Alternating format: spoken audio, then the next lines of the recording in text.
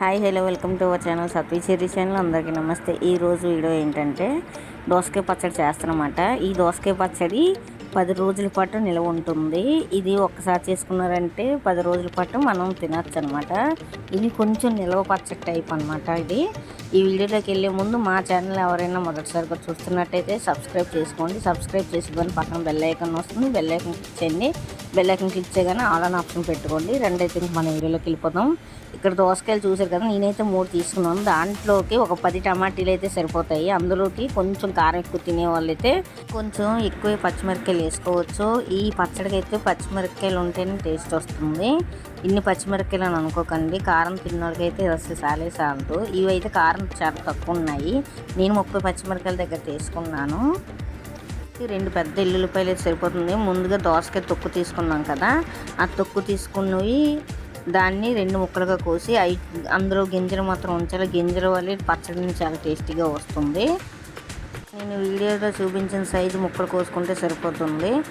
ముందుగా ఈ దోసకాయ ముక్కలు కోసుకున్న తర్వాత టమాటీలు కూడా బాగా శుభ్రంగా వాష్ చేసుకుందాన్ని ఇలా పొడవుగా కోసుకుంటే సరిపోతుంది టమాటీ ముక్కలు అనేవి. తర్వాత ఎల్లుల్లిపాయ ఉంది కదా, ఇవి బాగా దంచుకొని చిన్న ముక్కలు దంచుకొని సరిపోతుంది, లేదంటే మొక్క మీద పేలుతాయి అనమాట. చూసే కదా మొత్తం అన్ని పచ్చిమిరపకాయలు దోసకాయలు అయితే నేను కోసేసుకొని రెడీగా ప్లేట్లో పెట్టుకున్నాను. ఎల్లుల్లిపాయ కూడా ఇలా దంచేసుకున్నాను. నేను 2 ఎల్లుల్లిపాయలు ముందుగా బాండి పెట్టుకొని అందులోకి తగినంత ఆయిల్ పోసుకోవాలి. ఇంత ఆయిల్ అంటే మనకి ఇవి వేపడానికి సరిపోయినంత ఆయిల్ పోసుకోవాలన్నమాట. అందులోకి ఒక 2 స్పూన్లు జీలకర్ర తీసుకోవాలి. మెయిన్ టేస్ట్ ఇది కూడా అవుతుందన్నమాట, జీలకర్ర కూడా ఈ పచ్చడిలోకి అయితే. జీలకర్ర బాగా వేగిన తర్వాత అందులోకి ముందుగా మనం దంచి పెట్టుకున్న ఎల్లుల్లిపాయలు ఉన్నాయి కదా, అవి కూడా వేసుకోవాలి. గోల్డెన్ బ్రౌన్ వచ్చాక నిమ్మకాయ సైజ్ అంతా చింతపండు తీసుకొని ఆ నూనెలోని వేపుకోవాలన్నమాట. ఇలాగ చింతపండు వేపుకోవడం వల్ల పచ్చడి అనేది 10 రోజుల వరకు నిల్వ ఉంటుంది.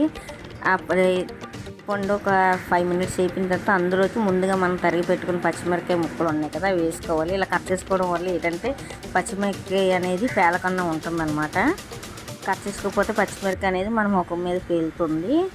ఈ పచ్చిమిరపకాయలు బాగా ఎగిపోయిన తర్వాత అందులోకి ముందుగా మనం కోసి పెట్టుకున్న దోసకాయ ముక్కలు ఉన్నాయి కదా, అవన్నీ వేసుకొని కాసేపు మూత పెట్టి మగ్గనివ్వడమే.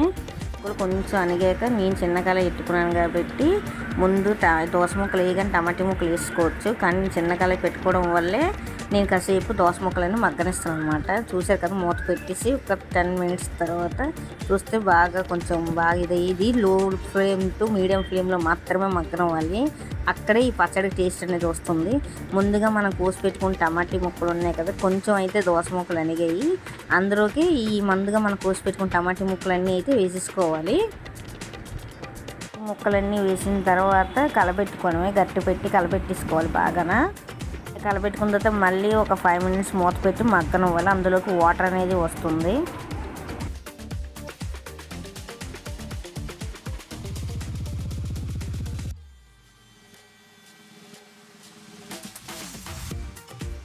ఫైవ్ మినిట్స్ మూత పెట్టి మగ్గనిచ్చాక మళ్ళీ మూత తీసి 5 మినిట్స్ తర్వాత మూత తీసి చూసారు కదా, వాటర్ అనేది వచ్చింది. దీన్ని ఒకసారి గట్టి పెట్టి కలబెట్టుకోవడమే. ఇలా కలబెట్టుకున్న దాంట్లోకి మనం ఉప్పు అయితే వేయలేదు కదా, ఇప్పుడైతే పచ్చడికి తగినంత ఉప్పు మేమైతే గుప్పుడు ఉప్పు అనేది వేస్తున్నాము. చూసారు కదా ఎంత ఉప్పు అయితే వేసాము. మనం తీసుకున్న క్వాంటిటీ బట్టి ఉప్పు కారాలు అనేవి అడ్జస్ట్ చేసుకోవాలి. ఆయిల్ కూడా అంతే. తీసుకున్న తర్వాత అయితే మళ్ళీ ఒక 5 మినిట్స్ మగ్గబెట్టిన దాన్ని పక్కన పెట్టి చల్లారి పెట్టుకోవాలి. నాకు అయితే హార్డ్లీ 20 మినిట్స్ అయితే పట్టింది పచ్చడి రెడీ అవ్వడానికి. ఎందుకంటే మేము కొంచెం ఎక్కువ క్వాంటిటీ తీసుకున్నాం కదా. చల్లారిన దాన్ని అయితే మిక్సీ పట్టుకోవాలి. ఇది పల్స్ మోడ్లోనైతే మనం మిక్సీ పట్టుకోవాలన్నమాట. చూస్తున్నారు కదా, నేనైతే అటు ఇటు అయితే తిప్పుతున్నాను. ఇలా పల్స్ మోడ్లో తిప్పుకుంటే సరిపోతుంది. పల్స్ మోడ్లోని పచ్చడి అంతా ఆడేసుకున్న తర్వాత అదే బాండీలోని తగినంత ఆయిల్ పోసుకొని మళ్ళీ పోపు అనేది పెట్టుకోవాలన్నమాట. దీన్ని తగినంత ఆయిల్ పోసుకొని ఆవాలు, ఎండుమిరపకాయలు, కరివేపాకు వేసి తాలింపు అనేది పెట్టుకోవాలన్నమాట. తాలింపు కూడా పచ్చడి చాలా టేస్ట్ వస్తుంది. నాకు చూసారు కదా, నేను చెయ్యి అటు ఇటు తీస్తున్నాను. చేతి మీదకి అయితే ఆవాలు చిట్పట్లు ఆడుతున్నాయి. మనం మిక్సీ పట్టుకున్న దాన్ని ఒక 5 మినిట్స్ అనేది అలాగే వేపుకుంటే పచ్చడి నిల్వ ఉంటుంది. ట్రిక్ అంతా ఇక్కడే ఉంది పచ్చడి నిల్వ ఉండడానికి. ఇది ఎంతసేపు అంటే మనం వేపుకోవాలి. ఇక్కడ చూసారు కదా, వీడియోలో చూపిస్తున్నాను నేను. ఇలాగైతే ఆవిరి పైకి వస్తుంది, అంతసేపు మనం వేపుకుంటే సరిపోతుంది. ఇది 10 days వరకు అయితే పచ్చడి మన ఫ్రిడ్జ్లో పెట్టకపోయినా నిల్వ అనేది ఉంటుందన్నమాట. మేమైతే చపాతీల్లో చేసుకొని తింటున్నాము. ఇడ్లీలోకి అయితే సూపర్గా ఉంటుంది. మీరు కూడా ట్రై చేయండి.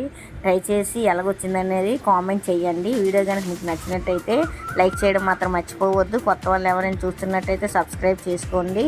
సబ్స్క్రైబ్ చేసుకొని పక్కన బెల్ ఐకాన్ వస్తుంది, బెల్ ఐకాన్ క్లిక్ చేయండి. బెల్ ఐకాన్ క్లిక్ చేయగానే ఆల్ ఆన్ ఆప్షన్ పెట్టుకోండి. బాయ్.